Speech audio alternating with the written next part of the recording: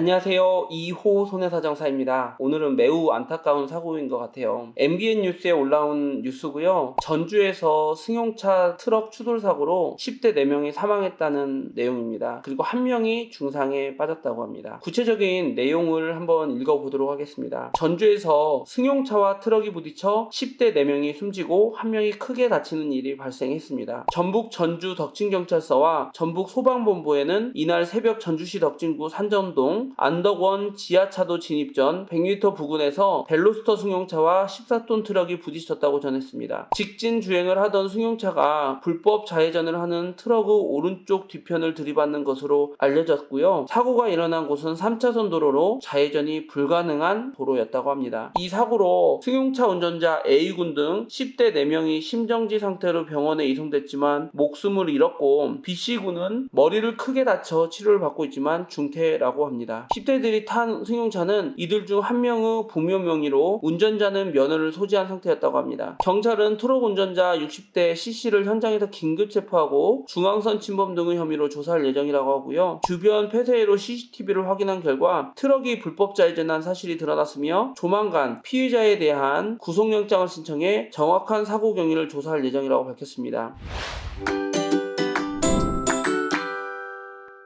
우선 말씀드리기에 앞서서 삼가 고인의 명복을 빌고요. 유가족들 상심이 크실 텐데 힘내시라는 말씀 먼저 드리도록 하겠습니다. 제가 말씀드리는 부분으로 미력이나마 나중에 사건 처리하는데 힘이 되셨으면 하는 바람입니다. 이 보상에 있어서는 14톤 차량 같은 경우는 화물공제에 가입이 되어 있을 개연성이 매우 크고 화물공제와 내 쪽 보험사 간의 과실 분쟁이 있을 개연성이 좀 클 것 같아요. 상대방 입장에서는 중앙선 침범 그리고 사망사고가 일어났기 때문에 형사적인 책임을 지고 행정적으로는 면허 취소가 될 거라고 보여지는데 이 민사에 있어서는 과실이 사망에 이르게 되는 과정에 있어서는 안전벨트 여부나 이런 부분들이 영향을 미칠 수가 있기 때문에 이런 부분들은 면밀하게 조사가 이루어질 것이고 100%이면 좋겠지만 아마 화물공제 측에서는 안전벨트를 했느냐 하지 않았느냐에 대한 과실 부분을 주장할 개연성들도 있다 이렇게 보여집니다. 그래서 피해자 유족 입장에서는 어찌됐건 내가 안전벨트를 하지 않는 부분에 대해서는 만일에 그런 부분이 있다고 하면은 범칙금은 내는 거지 원인 행위는 너네가 하지 않았느냐라는 부분들로 과실 부분에 대해서는 방어를 해나가셔야 될 것 같습니다. 그리고 가해자가 가지고 있는 운전자 보험의 사고처리 지원금 범위 내에서 어찌됐건 형사적인 위로를 받을 수가 있겠다 이런 판단이 들어가요. 운전한 19세 A군 같은 경우는 상대방 차량의 대인 배상으로 받고 내 차량의 자기 신체 사고나 자동차 상해 부분으로 적용을 하면 될 것 같습니다.